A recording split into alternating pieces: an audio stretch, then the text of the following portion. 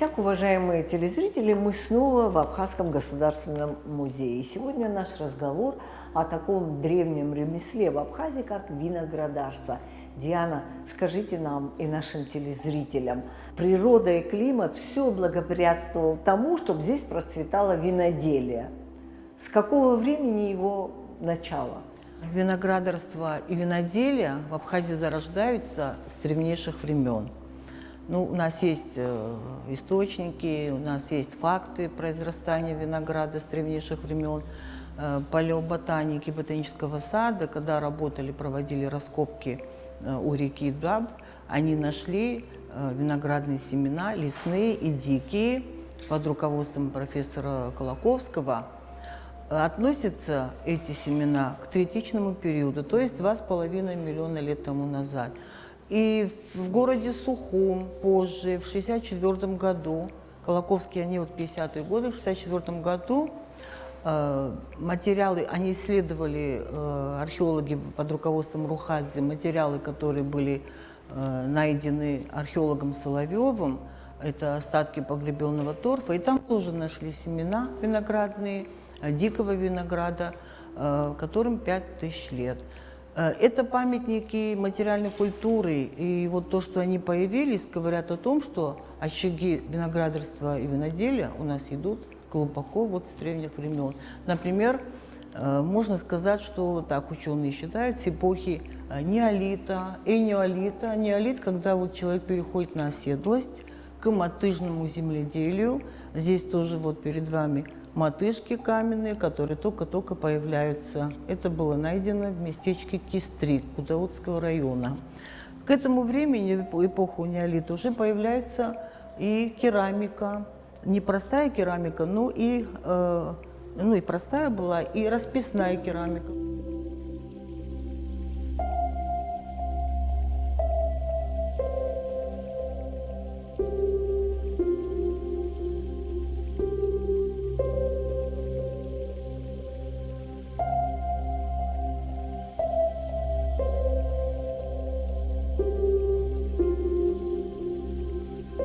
В Новом Афоне до войны была найдена расписная керамика. Кстати, во дворе у Гиви Касмыр нашими археологами они были целые, очень интересные. Это вообще впервые на Кавказе находка была. Но во время войны снаряды попали именно в хранилище, где вообще Афон бомбили, и в хранилище тоже попало. И у нас целого нет, но мы постарались как-то вот кусочками, фрагментами составить вот такую вот схему, как они выглядели. Винная посуда начинает появляться вот с конца неолита и неолит. Такая вот простая керамика, расписная керамика, чаши, пифосы, кувшины, разные были вот такие предметы быта. Разбитая керамика была элементом чаши? Разбитая керамика элементом амфоры были они. Амфоры. Да. Чаши тоже есть, но именно расписная, они были элементом амфоры. Так пишут вот наши археологи. Я хочу еще отметить, что когда вот в народе часто мы слышим, тут только об археологии сказать не получается, потому что мы всегда связаны с фольклором, с языком. Да. Есть вот такая поговорка «адзухой харцайт», это как проклятие. «Адзухой харцайт», вот это что означает? Значит, мы знаем, что в дольменную культуру, когда вторичное захоронение было, прежде чем похоронить в дольмен мужчину, воина, они, значит, заворачивали в бычью шкуру самого буйного, могучего быка, выбирали, закалывали, заворачивали в шкуру и подвешивали к священному дереву. И, видимо, подвешивали с помощью виноградной лозы, и поэтому это в народе осталось, и до сегодняшнего дня говорят «ацухо харцайт».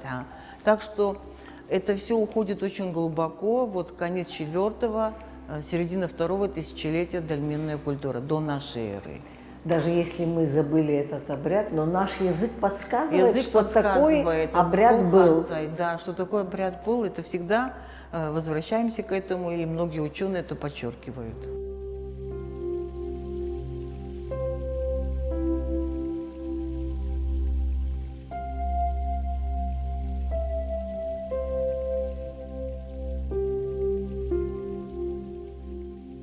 немалые археологические находки у нас, которые подтверждают древности культуры виноградарства, виноделия и винопития. Вот одним таким ярким примером я хочу назвать находки, которые были найдены, археологические находки бронзовые, очень интересные, уникальные, в Бамборской поляне Гудаутского района в 30-е годы ученым, который жил в городе Гудаута, историк, археолог Лукиным. Потом он передал в Эрмитаж. Это ритон и винопийца. Это небольшие такие фигурки. Ритон весь орнаментирован, а винопийца – это человек, маленький человечек, сидит в кресле и пьет из рога. Видимо, это какая-то вот традиция, связь такая генетическая с местным нашим вот народом, который по сей день тоже вот пьют из рога. Они датируются началом раннего железа, первое тысячелетие до нашей эры, и находятся, хранятся в Эрмитаже. Сегодня тоже там хранятся. Дианочка, вот ритон. Ритон – это кубок для вина. Это рог для вина, небольшой рог. Вот очень красиво орнаментирован разными такими животными. Ну, местная орнаментация наша, абхазская. Диана, еще один вопрос, опять же по ритону. Да. Почему он не хранится у нас в музее? Потому что это было найдено в 30-е годы. И они тогда, Эрмитаж, это считалось одним из основных музеев, и сам Лукин передал туда, в Эрмитаж, эти два предмета. Понятно. Ну, там хранятся не только ритон и винопийца, есть еще предметы из Абхазии. Предметы из Абхазии, которые хранятся там. Угу. Помимо этого, я хочу отметить здесь вот земледелие. Это эпоха поздней бронзы, где мы находимся, зал. Очень на высоком уровне было земледелие, садоводство, виноградарство. Здесь есть вот орудия земледельческие, хозяйственные. Вот есть нож для обработки виноградного ствола, ну, виноградный нож бронзовый, именно к этому периоду относится. Много посуды винной, амфоры, кувшины, вот здесь тоже стоят кувшинчики, бокалы, чаши винные. Ну и другие. Кружечки очень интересные. Здесь вы видите кружечки на ножках с ручкой и орнаментированные. И вот мы хотели вот этой фигурки, чтобы вы нам рассказали. А фигурка тут, это в образе Джаджи, божество плодородия. Вот вообще здесь много в образе плодородия находится в Джаджи, а именно вот эта фигурка, образ Джаджи. Божество плодородия.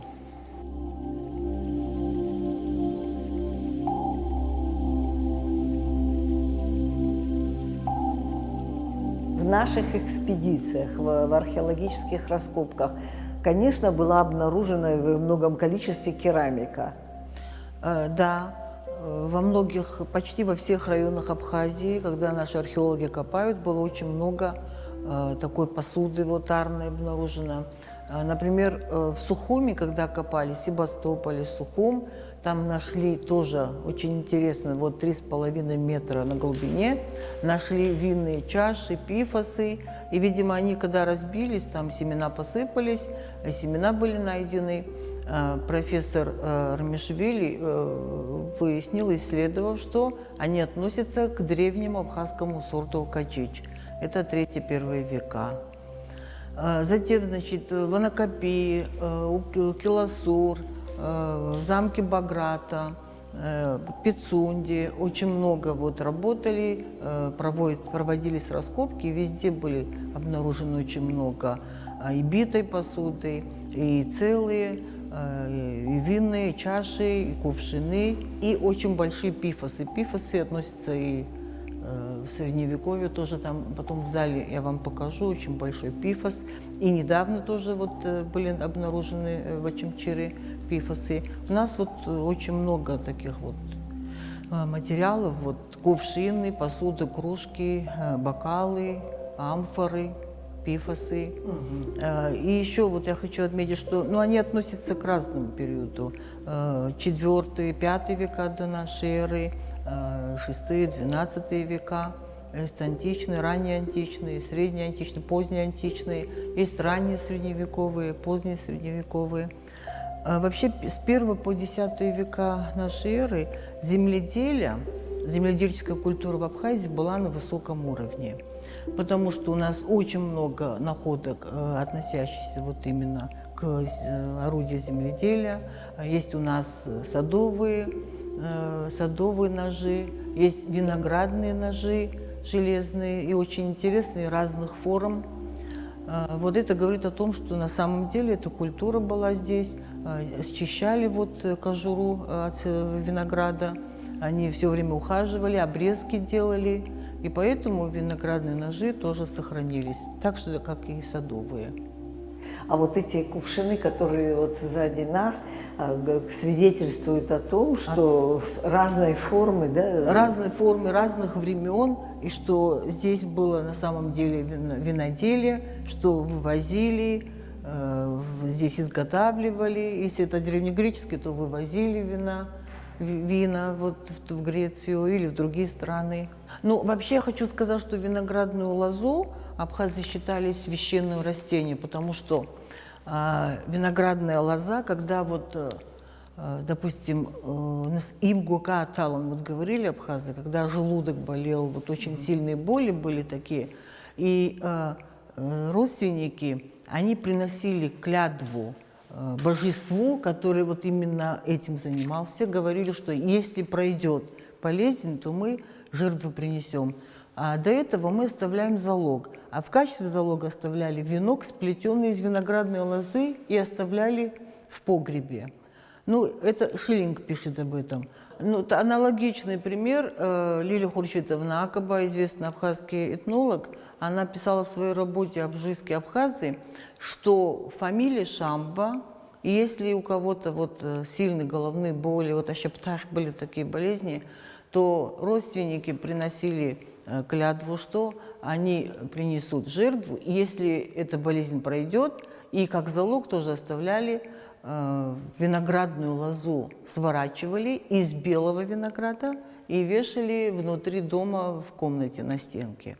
Вот такие вот интересные, да, но я знаю, что у нас бабушка всегда, она, когда голова болела, виноградные листья клала и завязывали платочком. Это всегда считалось, что снимает боль. И еще я хотела сказать, вот способ выжимания сока виноградного.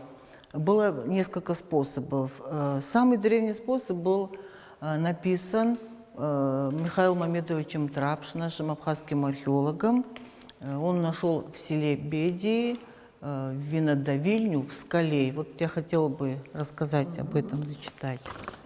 В юго-западном конце Бедийского плато, близ участка Цаава, влево от тропы, идущей по Трахузской дороге к Бедийскому храму, в выходах мягких песчанистых скал, возле западного обрыва выдолблена в скале давильня для вина.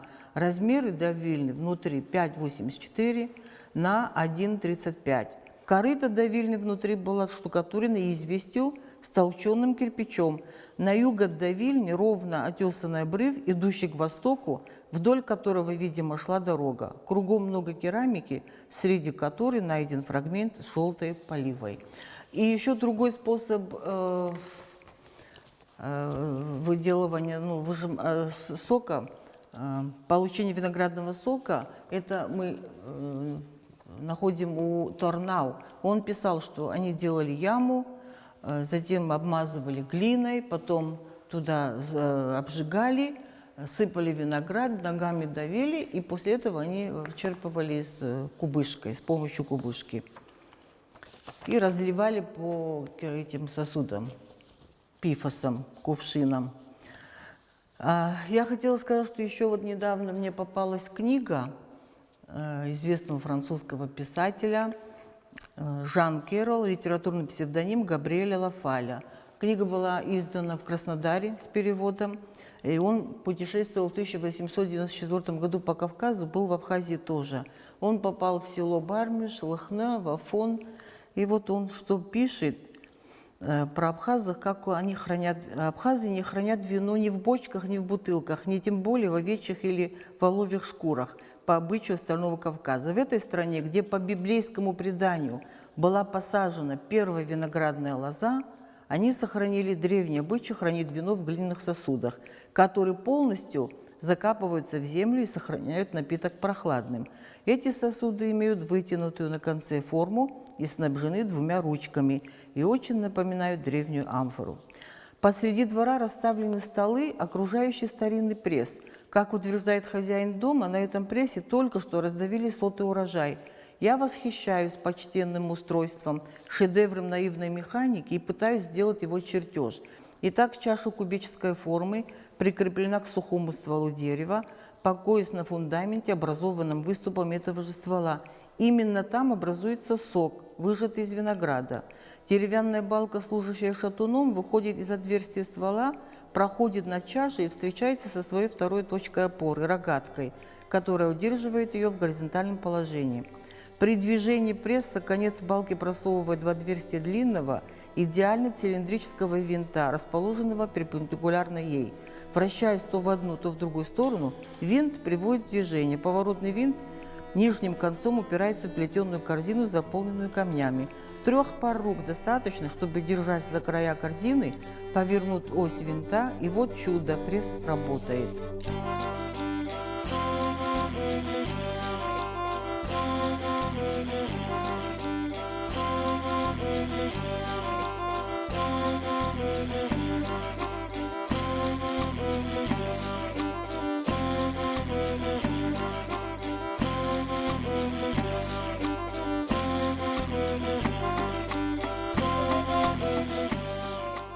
Мне недавно попалась книга известного французского писателя Жана Керрела, которая была издана в 1922 году в Краснодаре с переводом.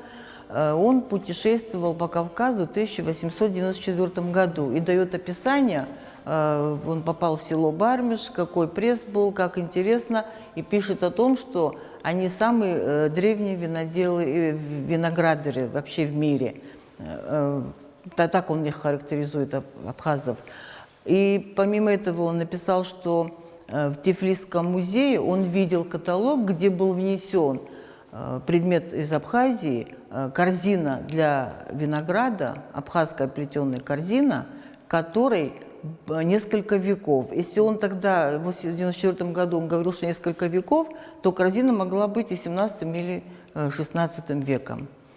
И в конце я хочу сказать, что очень многие ученые наши, которые изучали виноградарство, виноделие, это наши уважаемые Шалунич Налыпа, Георгий Алексеевич Децаря, очень много писал Царбек Жаня, писал также Валерий Бегуав, Рома Чанба, Руслан Гошба, очень большой материал собран. Да, также и хочу отметить вот моего земляка Евгения Чамагу, который написал очень хорошо, прекрасную книгу. Это его кандидатская была о виноградарстве и виноделии. И очень многие античные путешественники писали, в средние века тоже писали о том, что здесь много винограда, много вина хорошего возделывают. Писали также и русские ученые, путешественники, их очень много, но это, конечно, все уже в дальнейшем надо изучать подробно. Спасибо большое за содержательный рассказ.